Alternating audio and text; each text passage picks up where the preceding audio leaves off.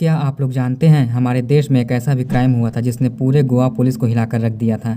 इस crime story में आपको पता चलेगा कि कैसे एक सिक्योरिटी गार्ड को बदले और हवस की आग ने इस कदर जकड़ा था कि उसने अपने शिकार के लिए 2 दिनों तक बिना कुछ खाए पिए रह गया था।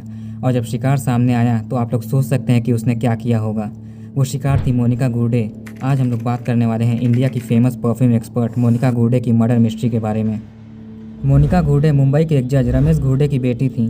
पहले तो इनका प्रोफेशन फोटोग्राफी का था, लेकिन बाद में ये परफ्यूम पर रिसर्च करने लगी और एक परफ्यूम एक्सपर्ट बन गई। जून 2016 में इन्होंने गोवा के सानगोल्डा, जो पणजी के पास है, वहाँ सपना राजवली नाम की सोसाइटी में 3 बेडरूम वाला फ्लैट रेंट पर ले लिया।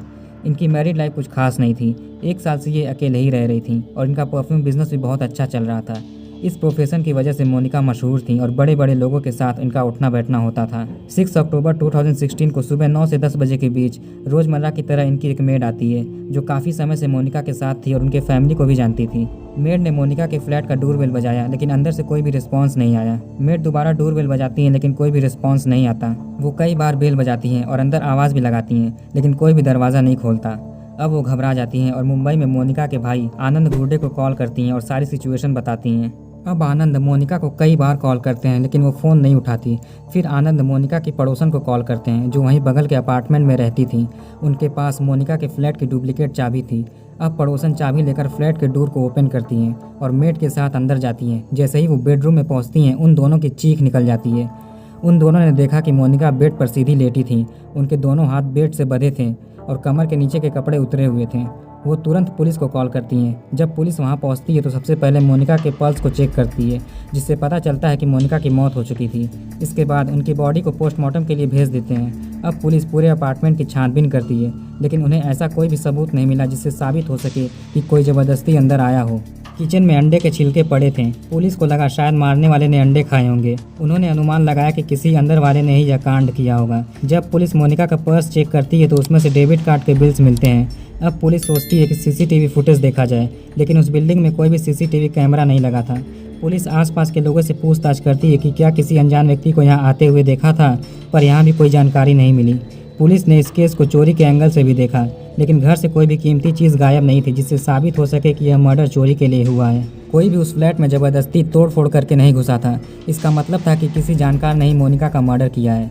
सबसे पहले पुलिस मोनिका के पति भरत राम मरुथम, जो तमिलनाडु के एक मशहूर फोटोग्राफर थे, उनके पास जाती है और पूछताछ करती है, लेकिन कुछ भी सामने नहीं आता। जब मोनिका की खबर बाहर आती है तो पूरे गोवा में हड़कंप मच जाता है, क्योंकि बड़े बड़े लोगों से उसकी पहचान थी।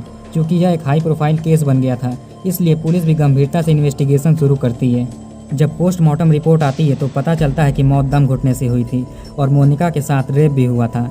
पुलिस पता लगाती है कि मोनिका की किसी से दुश्मनी तो नहीं थी, लेकिन मोनिका बहुत ही फ्रेंडली थी और सबके साथ घुल मिल जाती थी, इसलिए इस एंगल से भी कुछ हाथ नहीं लगता। अचानक से एक पुलिस वाले को याद आता है कि मोनिका के फ्लैट में डेबिट कार्ड के बिल्स तो मिले थे, लेकिन डेबिट कार्ड नहीं मिला था। इसके बाद पुलिस बिल्स को लेकर बैंक जाती है और कार्ड के ट्रांजैक्शन डिटेल्स मांगती है। इससे पता चला कि कार्ड का इस्तेमाल 6 अक्टूबर सुबह 6 बजे पोरवरम के एक एटीएम में किया गया था, जो सपना राजवैली से 4 या 5 किलोमीटर दूर है।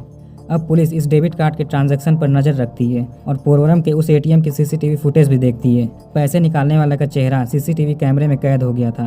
अब पुलिस उसकी तस्वीर सपना राजवली लेकर आई और लोगों को दिखाया। वहाँ के लोगों ने उसे देखते ही पहचान लिया। वो कहते हैं इसका नाम राजकुमार है और यह इसी सोसाइटी का सिक्योरिटी गार्ड था। चोरी के सिलसिले में रंगे हाथ पकड़े जाने पर इसे निकाल दिया गया था। अब पुलिस राजकुमार की पूरी हिस्ट्री निकलवाती है, जिसमें पता चला कि ये पंजाब के भटिंडा का रहने वाला है, जिसकी उम्र 21 साल है। पहले भी इस पर चोरी के इल्ज़ाम लगे थे। अब पुलिस को पता नहीं था कि राजकुमार कहाँ पर मिलेगा, इसलिए पुलिस अब डेबिट कार्ड के अगली ट्रांजैक्शन का वेट करती है। कुछ समय बाद अचानक से बैंक वाले पुलिस से कहते हैं इस कार्ड से बेंगलोर के एटीएम से पैसे निकाले गए हैं। गोवा पुलिस तुरंत बेंगलोर पुलिस से कांटेक्ट करती है। बेंगलोर पुलिस उस एटीएम का सीसीटीवी फुटेज चेक करती है, जिसमें राजकुमार का चेहरा साफ साफ दिख रहा था। इसके बाद बेंगलोर पुलिस उस फोटो को लेकर एटीएम के आसपास के होटल्स में पूछताछ करती है। किसी होटल के रिसेप्शन पर काम कर रहे एक एम्प्लॉय ने पहचान लिया और कहा कि यह आदमी हमारे ही होटल में रुका हुआ है। पुलिस उसका रूम नंबर मांगती है तो एम्प्लॉय कहता है कि यह आदमी अभी बाहर गया है, थोड़ी देर बाद वापस आएगा। पुलिस सिविल ड्रेस में थी ताकि राजकुमार डर कर वहाँ से भाग न जाए। थोड़ी देर बाद राजकुमार होटल में आता है तो पुलिस वाले उसे देखते ही पहचान जाते हैं और उसे तुरंत पकड़ लेते हैं। 8 अक्टूबर 2016 को, यानी मर्डर के 2 दिन बाद ही कातिल पकड़ा गया। उससे पूछताछ हुई कि वो राजकुमार है या नहीं। उसने एक्सेप्ट कर लिया। इसके बाद बेंगलोर पुलिस गोवा पुलिस को कांटेक्ट करती है। गोवा पुलिस बेंगलोर पहुंचती है और कोर्ट से ट्रांजिट रिमांड लेकर राजकुमार के साथ गोवा चली जाती है। पूछताछ के दौरान वो मान लेता है कि मोनिका का रेप और मर्डर उसी ने किया है।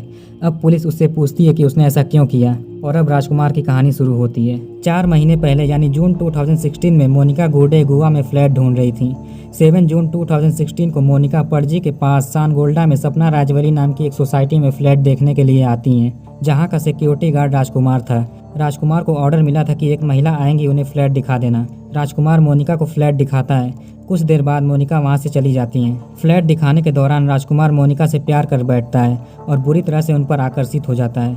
4-5 दिनों बाद मोनिका अपने सामान के साथ वहां वापस पहुंचती हैं। राजकुमार गेट ओपन करता है। मोनिका उससे कहती है कि उन्होंने फ्लैट को ले लिया है।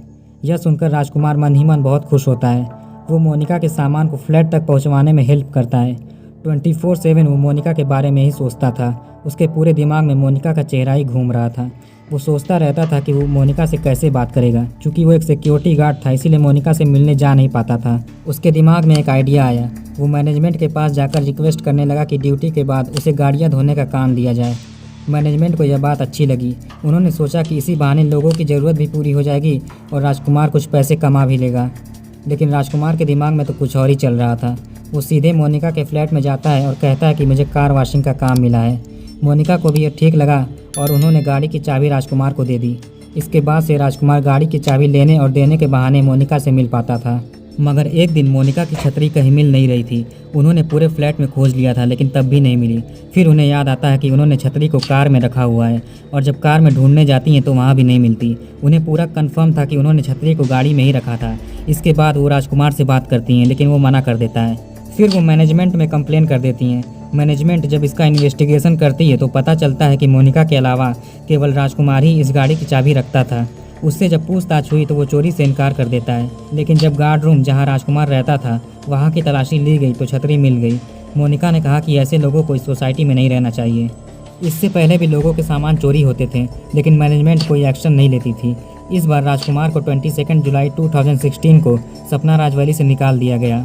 राजकुमार जिस लड़की को पसंद करता था उसी ने उसे नौकरी से निकलवा दिया। इस चीज़ ने राजकुमार के जहन में गुस्सा और नफरत भर दिया। राजकुमार वहां से चला गया और गोवा के ही पोंडा इलाके में मजदूरी का काम करने लगा। इसी बीच वो 2 बार मोनिका से मिलता है और चोरी की शिकायत वापस लेने को कहता है, लेकिन मोनिका उसकी एक नहीं सुनती।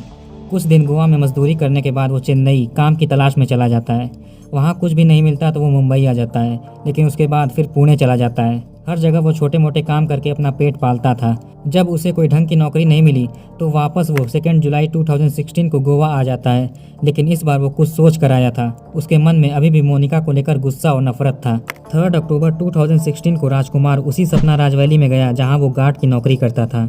वो धीरे से मेन गेट से अंदर घुस गया, लेकिन किसी ने उसे देखा तक नहीं। वो सीधे कार पार्किंग में उस जगह पर पहुंचा जहां पर मोनिका की कार पार्क होती थी, लेकिन उस दिन मोनिका की कार वहां पर नहीं थी। राजकुमार समझ गया कि मोनिका फ्लैट में नहीं है। वो मोनिका का वेट करने लगा, कोई उसे देख न ले, इसीलिए वो सोसाइटी की छत पर चला गया। उसने पहले भी वहां पर काम किया था, इसीलिए उसे पता था कि छत पर कोई भी नहीं आता। अब वो छत पर मोनिका का वेट करने लगा। बीच बीच में वो नीचे आकर मोनिका की कार को देखता। जब उसे नहीं दिखता तो वो वापस छत पर चला जाता। 3 अक्टूबर बीत गया, लेकिन मोनिका की कार नहीं दिखी। ऐसे ही 4 अक्टूबर भी बीत गया। 5 अक्टूबर की सुबह वो कई बार कार चेक करने के लिए आया, लेकिन उसे कुछ भी नहीं दिखा। वो 2 दिनों से बिना कुछ खाए पिए छत पर रुका रहा। उसे बहुत मन किया वहाँ से जाने का, लेकिन उसके अंदर इतना गुस्सा भरा था कि वो रुका रहा। दोपहर के 3:30 बजे तक वो फिर से मोनिका की कार को देखने के लिए आया, पर इस बार कार दिख गई। इसका मतलब था कि मोनिका अपने अपार्टमेंट में है। अब वो रात होने का वेट करने लगा। शाम के करीब 7 बजे वो मोनिका के फ्लैट पर आया और डोरबेल बजाया। जब मोनिका ने उससे पूछा कौन है, तो उसने खुद को सिक्योरिटी सुपरवाइजर बताया। इसके बाद जैसे ही मोनिका दरवाज़ा खोलती है, राजकुमार उसे जोर से धक्का देकर अंदर घुस जाता है और दरवाजे को बंद कर लेता है। मोनिका को कुछ समझ आता तब तक राजकुमार जेब से चाकू निकाल लेता है। मोनिका जोर से चिल्लाती है, लेकिन राजकुमार उन्हें पकड़कर जबरदस्ती बाथरूम में लेकर जाता है। डरा धमका कर किसी तरह से वो मोनिका को कंट्रोल करता है, फिर उसे बेडरूम में ले जाकर लिटा देता है और उसके दोनों हाथ पैर को बेड से बांध देता है। अब वो मोनिका से पैसे मांगने लगा। मोनिका बहुत डर गई और बोला कि मेरे पर्स में जितने भी पैसे हैं तुम सब ले लो। राजकुमार ने जब पर्स चेक किया तो उसमें 4000 रुपये और एक डेबिट कार्ड था। मोनिका ने कहा कि फ़िलहाल मेरे पास इतने ही पैसे हैं, तुमको अगर पैसों की इतनी ही ज़रूरत है तो मेरा डेबिट कार्ड ले सकते हो। लेकिन राजकुमार को डेबिट कार्ड यूज़ करना नहीं आता था। मोनिका ने बाकायदा उसे एटीएम से डेबिट कार्ड के जरिए पैसे निकालना सिखाया। मोनिका ने उसे डेबिट कार्ड का पिन भी बता दिया।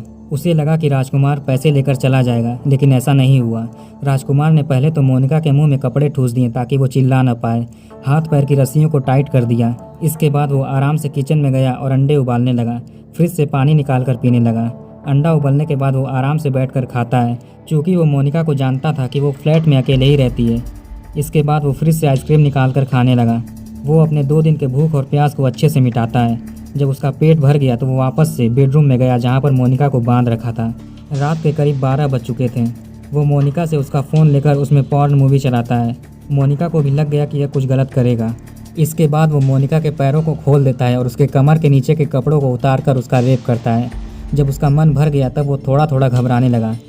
सुबह के करीब 2:30 बज चुके थे। उसे पता था कि मोनिका उसे जानती है और अगर उसने पुलिस को यह बात बताई तो दिक्कत हो जाएगी। इसके बाद वो तकिया लेकर मोनिका के फेस पर जोर से दबाता है ताकि मोनिका का दम घुटने लगे और वो मर जाए। उसके मरने के बाद वो बाथरूम में गया और अच्छे से नहाया। 6 अक्टूबर की सुबह 3:30 बजे वो सपना राजवैली से निकल गया। फिर सुबह में ही ATM से पैसे निकालने के बाद वो बेंगलोर चला गया, जहाँ से पुलिस ने उसे अरेस्ट कर लिया। गोवा पुलिस सारे एविडेंस कलेक्ट करती है और IPC की धारा 302 यानी मर्डर, 376 यानी रेप, 392 यानी रॉबरी का चार्ज लगाकर 6 जनवरी 2017 को कोर्ट में 228 पेज की चार्जशीट सबमिट करती है। यह केस अभी भी लोअर कोर्ट में ही चल रहा है।